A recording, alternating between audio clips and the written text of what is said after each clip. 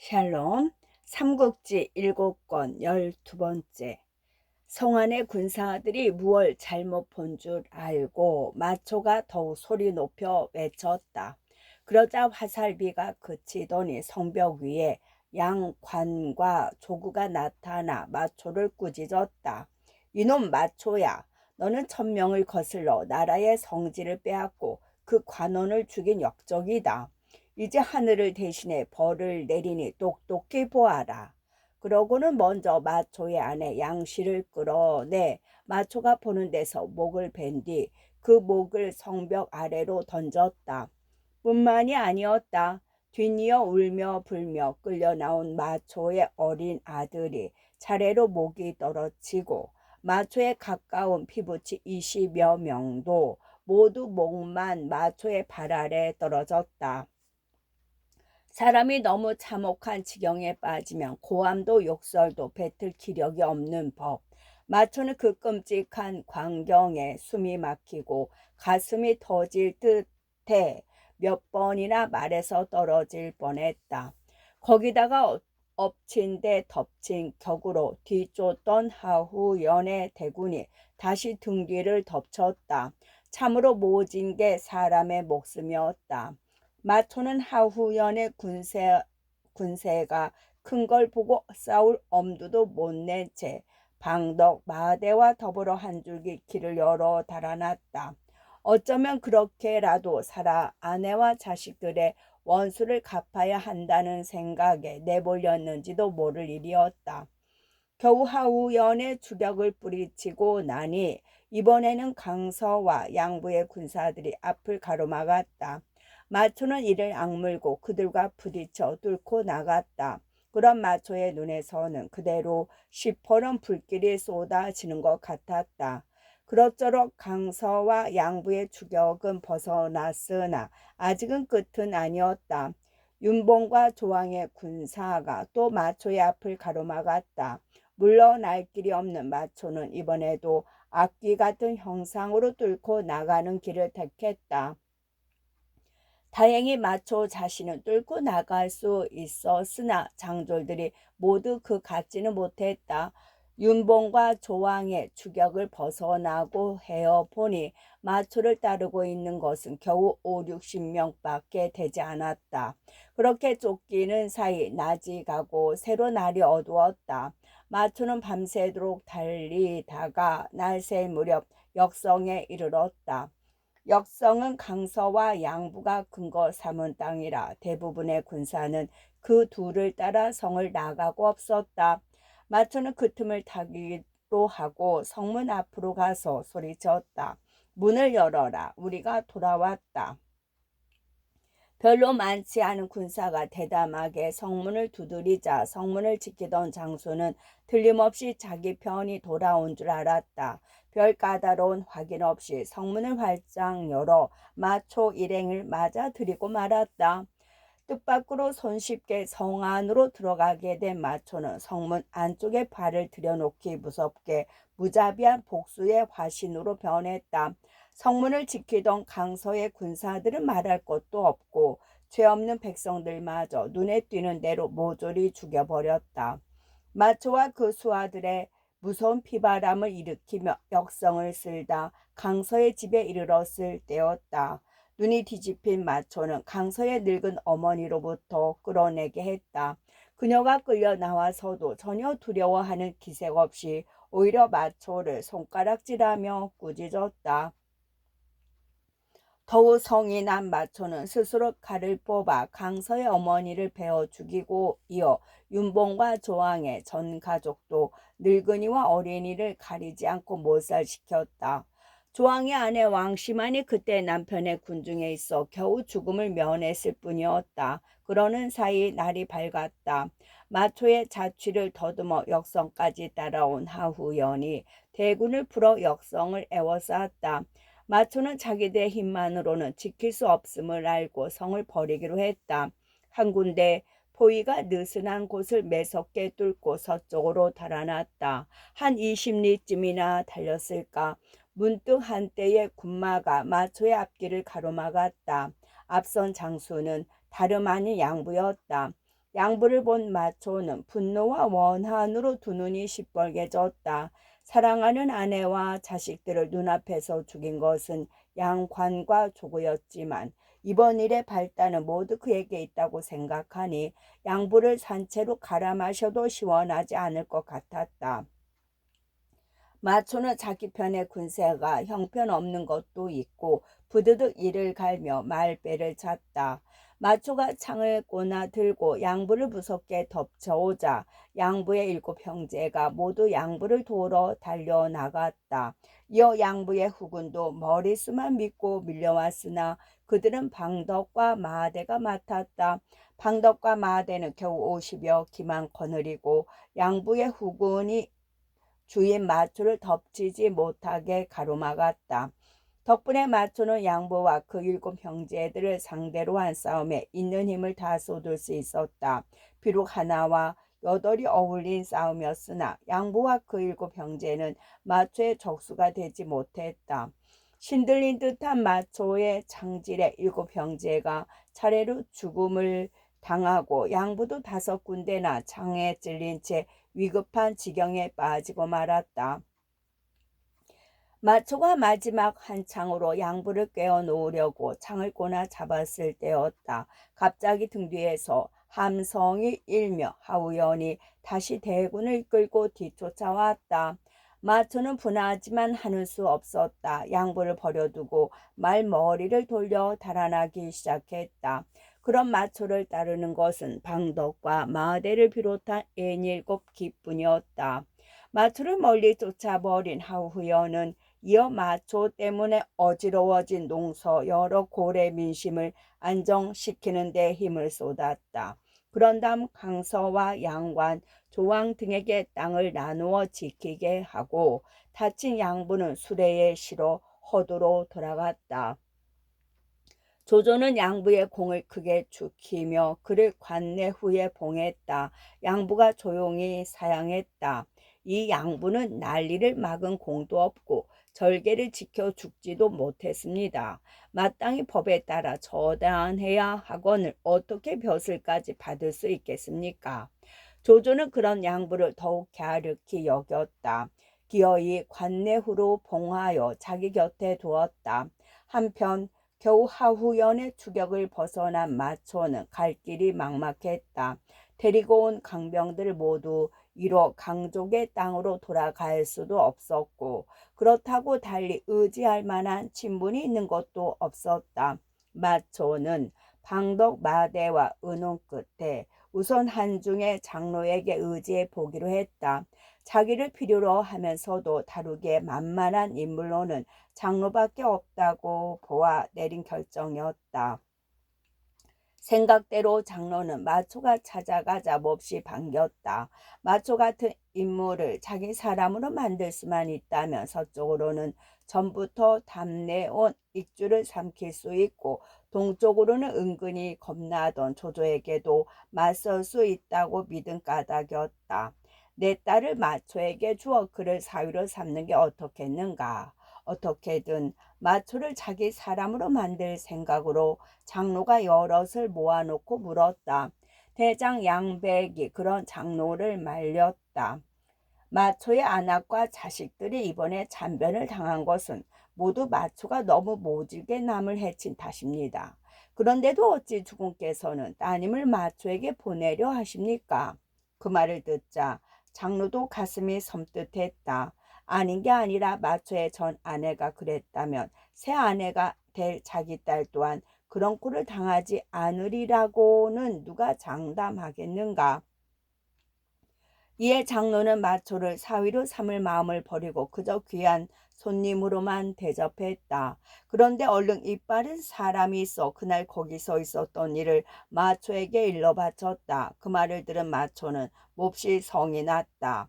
잘하면 장로의 사위가 되어 한중 땅을 가로챌 수도 있었는데 그 좋은 기회를 양백이 가로막아 버린 까닭이었다.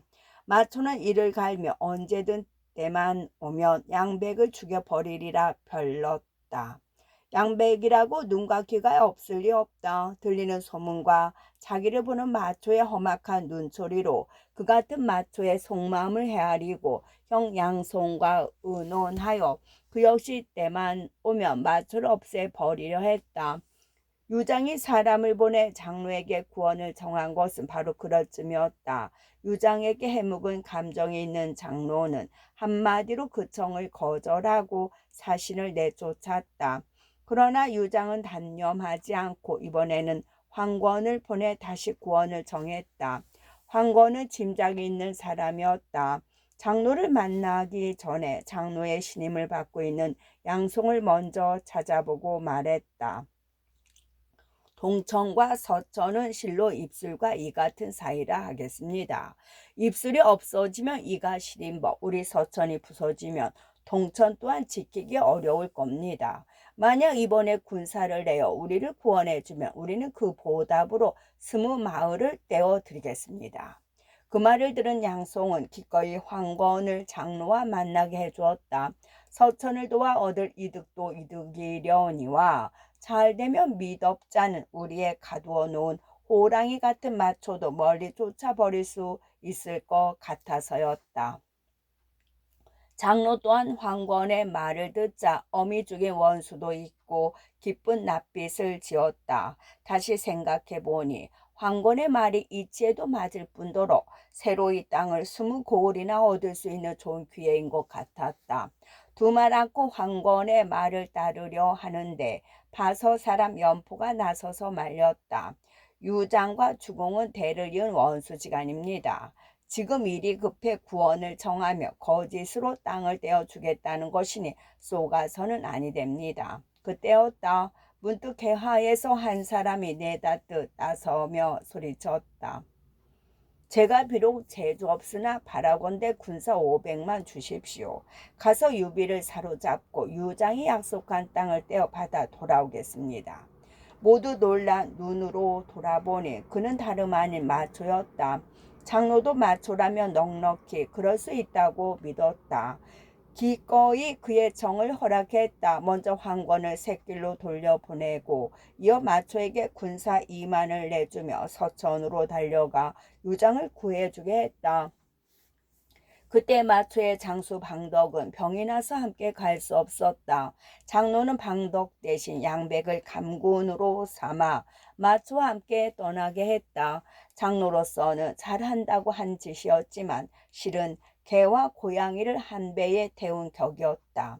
마초가 아우 마대와 의논하여 떠날 즈음 유비의 군마는 낙성에 머물러 있었다. 법정에 그를 가지고 서천으로 갔던 사자가 돌아와 유비에게 알렸다.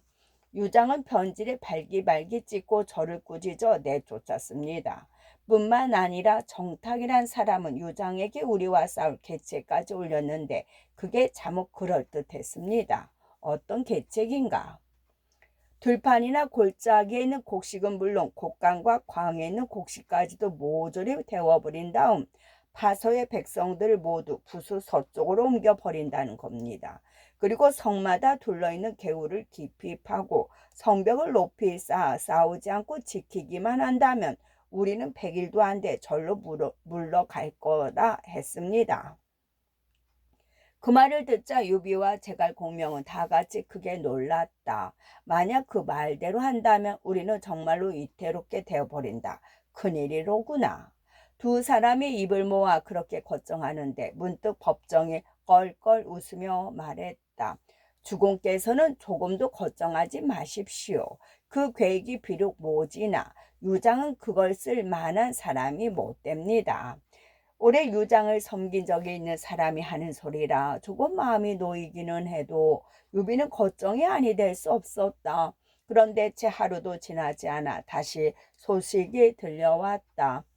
유장은 백성을 마소 몰듯 내몰 수 없다 하여 정탁의 말을 따르지 않았다고 합니다. 그제서야 유비도 비로소 마음을 놓았다. 공명도 그 소식에 힘을 얻었는지 유비에게 싸움을 서두르도록 권했다. 되도록이면 빨리 군사를 내어 면죽을 빼앗도록 하십시오. 그것만 우리 손에 들어오면 성도 또한 쉽게 뺏을 수 있습니다. 이에 유비는 황충과 유연에게 군사를 나눠주며 먼저 면죽으로 나가게 했다. 면죽을 지키던 유장의 장수 비관은 유비의 군사가 온다는 말을 듣자 이엄을 뽑아 그들을 막게 했다. 이엄은 군사 3천을 이끌고 성을 나가 황충과 유연을 마주보고 진을 쳤다. 유비 쪽에서 황충이 먼저 말을 몰고 나와 싸움을 도두었다. 이엄도 지지 않고 달려나가 황충과 어울렸다. 두 사람이 어우른 지 40합이 넘었으나 좀처럼 승부가 나지 않았다. 그런데 진중에서 그 싸움을 보고 있던 공명이 돌연 북을 올리게 하여 황충을 불러들였다. 이제 막 이엄을 사로잡으려 하는데 군사께서는 무슨 까닭으로 저를 불러들이셨습니까? 불려온 황충이 아쉽다는 얼굴로 공명에게 불퉁거렸다. 공명이 달래듯 말했다. 내가 이엄의 무예를 보니 힘으로는 사로잡기 어려울 것 같소. 장군은 내일 다시 싸우되 거짓으로 져서 이엄을 산골짜기로 깨워들이시오. 그때 이엄이 미처 예기치 못한 군사를 내어 들이치면 우리가 이길 수 있을 것이오. 황충은 힘으로는 이엄을 이길 수 없으리라는 공명의 말에 은근히 화가 났으나 군사의 영이라 아니 들을 수가 없었다. 다음 날이었다. 전날 황충이 먼저 물러난데 우쭐해진 이엄이 다시 군사를 이끌고 와서 싸움을 걸었다. 황충 역시 다시 나가 싸웠으나 전날 같지는 못했다. 열합도 되기 전에 거짓으로 쫓겨 달아나자 이엄은 신이 나서 뒤쫓았다. 평지를 벗어난 황충은 곧 산골짜기로 접어들었다. 한참을 앞뒤 없이 뒤쫓던 이엄은 골짜기로 접어들어서야 뻗뜩 짚히는 게 있었다. 저게 장꾀다. 뒤쫓지 말고 물러나라. 이엄이 그렇게 소리치며 급히 군사를 돌렸을 때였다. 어디서 나왔는지 위원회 한때의 군사를 이끌고 앞을 막았다. 등 뒤에선 달아나던 황충이 되돌아와서 지쳐오고 있었다. 나갈 수도 물러날 수도 없게 된 이엄이 갈팡질팡하고 있을 때 산꼭대기에 올라가 있던 공명이 소리쳤다. 공은 이미 함정에 빠지셨소. 항복하지 않는다면 양쪽에 숨겨둔 강한 쇠뇌가 공에게 봉추의 원수 갚음을 하게 될 것이요. 그 소리를 듣자 이엄은 온몸에서 힘이 쭉 빠졌다. 힘없이 말에서 내려 갑옷을 풀고 항복하니 그가 거느리고 있던 군사들도 모두 그를 따랐다. 공명은 항복한 이엄을 데리고 유비에게로 갔다. 그러나 이엄을 대한 유비의 태도는 결코 항복한 적장에 대한 태도가 아니었다. 마치 오래 기다린 사람을 만난 듯하니 이엄은 절로 머리가 수그러지지 않을 수 없었다. 이제 장군은 우리 사람이 되셨으니 묻겠소. 어떻게 하면 쉽게 면죽을 뺏을 수 있겠소. 새로운 주종으로서의 예가 끝난 뒤 유비가 넌지시 물었다. 이엄이 잠시 생각에 잠겼다가 조용히 대답했다. 비관이 비록 유장과 친척이기는 하지만 나와는 매우 가까운 벗입니다. 제가 가서 그를 한번 달래보겠습니다. 그러자 유비가 선뜻 허락했다. 좋소이다. 그럼 성으로 돌아가서 비관에게 항복하도록 권해보시오. 전에 냉포를 놓아줬다가 속은 적이 있음에도 불구하고 조금도 의심하는 빛이 없는 표정이었다. 공명도 이엄을 믿을 만하다 여겼던지 곁에서 말없이 보고만 있었다. 이에 면죽성으로 돌아간 이엄은 비관을 만나보고 간곡히 말했다. 유현덕은 어질고 덕이 높은 사람이오. 나를 보아 믿고 항복하시오. 공연히 버티다가는 반드시 큰 화를 입게 될 것이오. 이엄이 그렇게 권하자 비관도 턱없이 싸움만을 우기지는 않았다. 조용히 이엄의 말을 받아들이고 성문을 열고 유비에게 항복해 버렸다. 이에 피 한 방울 흘리지 않고 명죽성을 차지한 유비는 다시 성도를 칠 의논을 했다. 어느 길로 어떻게 군사를 나누어 성도를 칠 것인가를 한참 의견이 분분할 때였다. 호련 유성마가 달려와 알렸다. 한중의 장로가 마초와 양백, 마대에게 군대를 주어 가맹관을 치게 했습니다. 지금 맹달과 곽준이 힘을 다해 지키고는 있으나 사세가 매우 위급합니다. 구원을 늦추게 되면 가맹관은 깨어지고 말 것이니 서둘러 주십시오. 그 말을 들은 유비는 몹시 놀랐다. 전에 서로 힘을 합쳐 싸운 적까지 있는 마초가 갑자기 자신에게 칼끝을 들이대었다는 것도 그랬지만 그보다는 마초의 빼어난 무예와 용맹을 상대해 싸워야 한다는 게 더욱 걱정됐다. 공명도 놀라기는 마찬가지였다. 한참이나 쓴 입만만 다시다가 어쩔 수 없다는 듯 말했다. 마초라면 조자룡과 장익도 두 사람을 보내는 수밖에 없습니다. 그들이라야 마초와 맞설 수 있습니다. 자룡은 군사를 이끌고 밖으로 나가 아직 돌아오지 않았소. 여기 있는 것은 이떡뿐이니 급한 대로 그부터 먼저 보내야겠소. 유비가 찌푸린 얼굴로 그렇게 대꾸했다. 장비 혼자서는 마초를 당해낼 것 같지 않아서 영 마음이 놓이지 않다는 표정이었다. 공명이 그걸 알아차리고 나직이 유비에게 당부했다. 이떡이 걱정되더라도 주공께서는 아무 말씀 마십시오. 제가 이떡을 충동질해서 마초를 가볍게 여기고 함부로 싸우는 일이 없도록 해보겠습니다. 그런데 미처 그 말이 끝나기도 전에 장비가 우르르 뛰어들며 소리쳤다. 형님, 나는 가겠소. 어서 가서 마초놈과 싸울 테요. 어디선가 마초가 가맹관으로 쳐들어왔다는 소리를 들은 것 같았다. 그러나 공명은 짐짓 장비의 말을 듣지 못한 채 유비를 보며 걱정했다. 지금 마초가 우리 관을 들부수고 있으나 이곳에는 그를 당해낼 만한 장수가 없습니다. 형주에 있는 관운장이 아니면 안 되는데 그렇다고 형주를 내주고 이리로 오라고 할 수도 없고. 그 말에 장비가 분을 이기지 못해 씩씩거리며 공명에게 대들었다. 군사께서는 어째서 나를 그토록 작게 보시오. 나는 일찍이 조조의 100만 대군도 홀로 물리친 적이 있소이다. 까지 마초 따위 하찮은 것이야 무슨 걱정거리가 되겠소. 장군이 장판교를 끊었을 때는 조조가 우리 편의 허실을 잘 알지 못해 물러갔을 뿐이요. 만일 그때의 우리 형편을 조조가 알았더라면 장군이 어찌 무사할 수 있었겠소. 그렇지만 지금은 그때와 다르외다. 공명이 그렇게 말하자 더욱 화가 난 장비가 범처럼 으르렁거렸다. 다르긴 무엇이 다르단 말씀이오. 그 하찮은 오랑캐 아들놈이 무에 그리 대단하다는 거요. 마초의 용맹은 전하가 다 알아주는 바요. 지난날 위교의 싸움에서 조조는 제 수염을 베고 점포를 벗어 던져가며 달아났으나 죽을 고비를 몇 번이나 만났소이다. 결코 대수롭지 않게 볼 인물이 아니니 설령 관운장이 간다 해도 반드시 이길 수 있을지 걱정이요. 공명이 눈도 깜빡 않고 그렇게 마초를 죽여 세워 장비의 부하를 한층 돋구었다. 마침내 참지 못한 장비가 소리쳤다. 나를 어서 보내주기나 하시오. 내가 가서 마초를 이기지 못한다면 설령 내 목이 떨어지는 굴령이라도 달게 받겠소.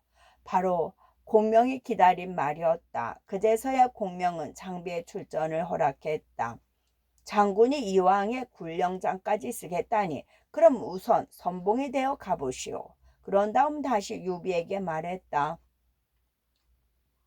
바라건대 주공께서도 가맹간으로 가주셨으면 합니다. 면죽은 제가 남아 지키다가 조자룡이 돌아오면 다시 은혼의 뒤를 댈 겁니다. 저도 보내주십시오. 가서 마초가 어떤 물건인지 한번 봐야겠습니다. 그때껏 장비의 서슬에 눌려 눈치만 보고 있던 위원이 다시 끼어들었다. 공명은 그것도 허락했다. 그리하여 위원은 500기를 이끌고 길잡이 겸 망보기로 먼저 떠나고 장비는 그 다음을 이으며 유비는 후대가 되어 가맹간으로 떠나게 했다. 그렇게 되자 싸움이라면 자기밖에 없는 줄 아는 장비도 어지간히 긴장되지 않을 수 없었다.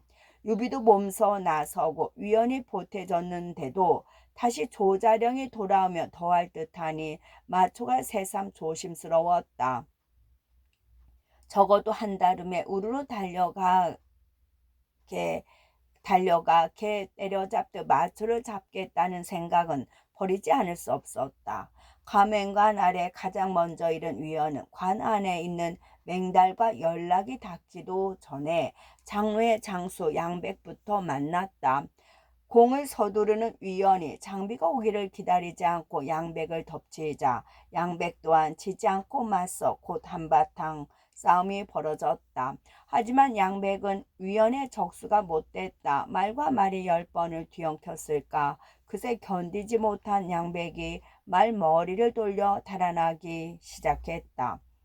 위원은 장비에게 으뜸 가는 공을 뺏기지 않으려고 제 군사 적은 것은 걱정도 않고 양백을 뒤쫓았다. 얼마나 달렸을까? 문득 양백은 보이지 않던 낯선 장수 하나가 한때의 군마를 이끌고 앞길을 가로막았다. 마초의 아우 마대였다.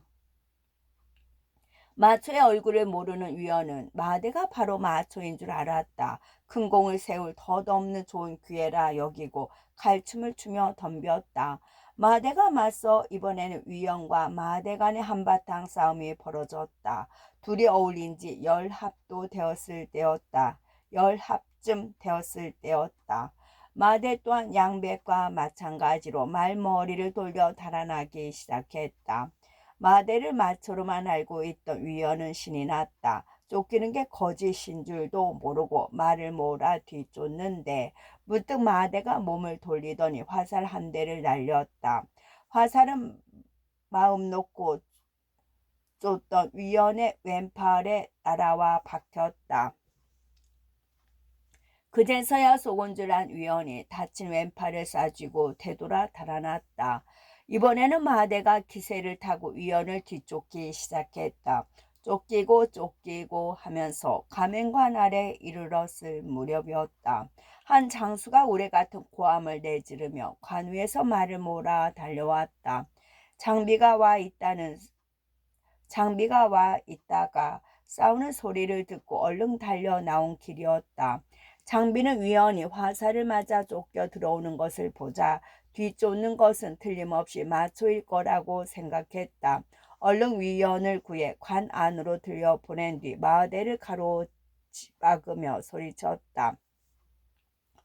도대체 너는 어떤 놈이냐? 싸우기 전에 이름부터 알고나 보자. 나는 서량의 마대다. 너는 누구냐?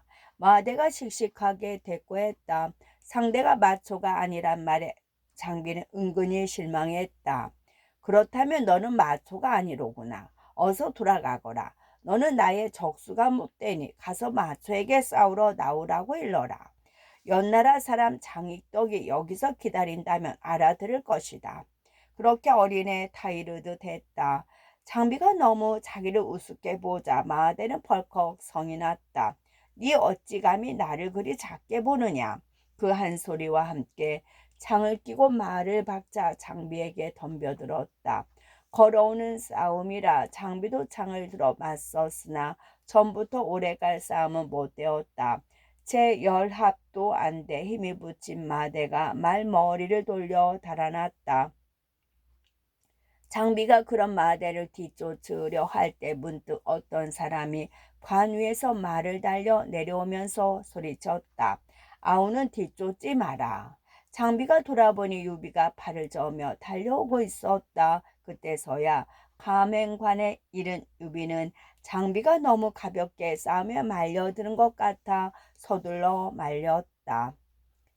장비도 공명에게 써준 군련장이 마음에 부담이 되는 데다 유비까지 달려나와 말리자 더는 마대를 쫓으려 하지 않았다. 고집 부리지 않고 말머리를 돌려 유비와 함께 관으로 돌아갔다. 그런 장비가 대견한 지 유비가 달래듯 말했다. 네 성미가 조급한 게 걱정이 되어 내가 일부러 얘까지 왔다. 어쨌든 너는 오늘 마대를 이겼으니 잠시 쉬었다가 내일 다시 마초와 싸워 보도록 해라. 하지만 다음날 싸움을 먼저 걸어온 것은 오히려 마초였다. 날색이 무섭게 관 아래서 북소리가 크게 울리면서 마초가 군사를 이끌고 나타난 것이었다. 유비가 관 위에서 내려보는 가운데 마초가 문기 그늘 아래서 창을 끼고 말을 박자 달려 나왔다. 머리띠는 사자 형상을 한 두구요. 허리에는 짐승을 그린 띠에 은으로 된 갑옷을 거치고 흰 점프를 입었는데 그 차림이 속되지 않을 뿐더러 그 인물도 남달리 뛰어나 보였다. 유비가 그런 마초를 보자 자신도 모르게 감탄의 소리를 냈다. 사람들이 말하기를 비단 같은 마초라더니 정말로 세상에 이름이 헛되이 나는 법은 없구나. 유비가 마초를 높이 보자 장비는 심사가 뒤틀려 가만히 듣고 있을 수 없었다. 얼른 창을 꼬나 들며 관을 나가 마초와 싸우려 했다. 유비가 그런 장비를 말렸다. 잠깐만 기다려라. 먼저 마초의 날카로운 기세를 피한 뒤에 나가 싸우는 게 좋겠다. 하지만 마초가 기다려주지 않았다. 홀로 관 아래로 말을 몰려와 쩌렁쩌렁한 목소리로 장비의 부하를 돋구었다. 장비인가 뭔가는 촌놈이 왔다더니 어디 있느냐 어서 나오너라. 한창에 멱을 따놓겠다. 아우 마대에게 들은 말이 있어 하는 소리였다. 장비가 펄펄 뛰며 관을 박차고 나서려 아우성이었지만 유비는 얼른 허락하지 않았다. 너댓 번이나 마초를 씹어 삼킬 듯 이를 갈며 나서는 장비를 꾸짖어 관 위에 붙들어 두었다. 그런 사이 한나절이 지났다. 아무리 심한 소리를 중동질해도 관 안에서 아무런 대꾸가 없자 마초의 군사들은 차차 지루한 기색을 드러내기 시작했다. 그걸 본 유비가 비로소 장비에게 말했다. 이제 됐다. 너는 500기만 골라 관을 나가 보도록 해라. 마초하고 싸우되 뜻같이 못하거든 언제고 돌아오너라. 그 말을 들은 장비가 대꾸고 뭐고 없이 우르르 관문을 뛰쳐나갔다. 마초는 장비가 홀로 달려 나오는 것을 보자 창을 들어 뒤를 보고 휘저으며 소리쳤다. 모두 화살 닿을 거리 밖으로 물러나라. 나 혼자 장비를 사로잡겠다. 그때 장비가 시끈거리며 마초 앞에 이르렀다. 그도 역시 뒤쫓아오는 자기 편 군사는 안중에도 없는 듯 마초만 잡고 늘어졌다. 너는 연나라 장익덕을 알아보겠느냐? 장비가 창을 꼬나 잡으며 그렇게 소리치자 마초가 비웃음 반 놀림 반으로 받았다. 나는 여러 대를 걸친 공우의 집안에서 난 사람이다. 어찌 너 같은 촌놈을 알아볼 수 있겠느냐? 그러자 참지 못한 장비가 말을 박자 덤벼들고 마초도 지지 않고 내달아 맞섰다. 곧 두 마리 엇갈리며 불꽃 튀는 싸움이 벌어졌다. 창과 창이 어우려 찌르고 후비고 쑤시고 후리는데 둘의 솜씨가 얼마나 절묘한지 보는 이가 모두 넋을 잃을 지경이었다. 서천엔 드디어 새로운 해가 뜨고 장비와 마초의 싸움은 그럭저럭 백합을 넘어섰다. 그러나 승부가 나기는커녕 어느 쪽도 지친 기색조차 보이지 않았다. 참으로 범 같은 장수들이로구나. 보고 있던 유비는 감탄에 마지 않았다. 은근히 마초가 탐이 나면서 한편으로는 혹시라도 장비가 실수할까봐 걱정이 되었다. 그 바람에 유비가 진과 북을 울리게 하여 장비를 불러들이니 마초도 하는 수 없이 자기 진채로 돌아갔다. 하지만 장비는 아무래도 분이 풀리지 않았다. 잠시 말을 쉬게 한 뒤 두고도 쓰지 않고 머리수건만 맨 채 다시 말등에 뛰어올랐다. 그리고 유비가 미처 말릴 틈도 없이 관을 뛰쳐나가 마초에게 싸움을 걸었다. 걸어온 싸움을 마다할 마초가 아니었다. 장비가 부르는 소리를 듣자마자 창을 끼고 달려 나오니 둘의 싸움은 다시 어우러졌다. 유비는 아무래도 마음을 놓을 수 없었다. 혹시라도 장비가 실수할 때를 대비해 스스로 갑주를 두르고 관을 나갔다. 유비가 지켜보는 가운데 다시 싸움은 백합을 넘어섰으나 둘 다 싸울수록 더 힘이 솟는 것 같았다. 신들린 사람들처럼 창끝을 주고받는데 그 기세가 처음이나 조금도 다름이 없었다. 보다 못한 유비가 또다시 진과 북을 울리게 하여 장비를 불러들였다. 장비가 마지못해 물러나자 마초 역시 홀로 싸울 수는 없는 노릇이라 자기 진채로 돌아갔다. 거기다가 날도 이미 저물어 어느 쪽도 더 싸울래야 싸울 수가 없었다. 마초는 빼어난 장수이니 가볍게 맞서서는 아니 된다. 오늘은 이만 관으로 돌아가고 내일 다시 와서 싸우도록 해라. 까닭없이 자신을 불렀다고 불퉁거리는 장비를 유비가 그렇게 달래했다. 그렇잖아도 화가 날 대로 나 있던 장비는 유비가 또 마초를 죽여 세우며 싸움을 말리자 대들듯 소리쳤다. 실소, 죽으면 죽었지 나는 아니 돌아갈 테요. 다시 나가 마초놈과 끝장을 볼 테니 갈 테면 형님이나 가시오. 오늘은 이미 날이 저물고 있지 않으냐. 어두운데 싸움은 무슨 싸움을 한단 말이냐. 유비가 날 저문 걸 핑계로 장비를 달래 데려가려 했다. 그래도 장비는 끔찍도 안 했다. 어두우면 어떻소? 횃불만 많이 밝혀준다면 밤이라도 얼마든지 싸울 수 있소. 그렇게 뻗대면서 어떻게든 싸울 궁리만 했다. 싸움을 하다 말고 돌아온 게 마음에 한차기는 마초도 마찬가지였다. 자기 친채로 돌아가기는 했으나 그대로는 아무래도 견딜 수 없어 곧 말을 갈아타고 진문을 나섰다.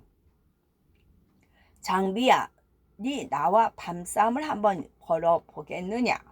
장비의 친채 앞으로 달려온 마초가 큰 소리로 외쳤다. 장비로 보면 마초가 때 맞춰 불러준 셈이었다. 아직도 어떻게든 싸움을 말리려 드는 유비를 끌어내리듯 말에서 내리게 한 뒤 그 말을 갈아타고 달려나가며 막고함을 질렀다. 오냐 좋다. 내 오늘 너를 잡지 않고서는 맹세코 관으로 돌아가지 않겠다. 그건 내가 할 소리다.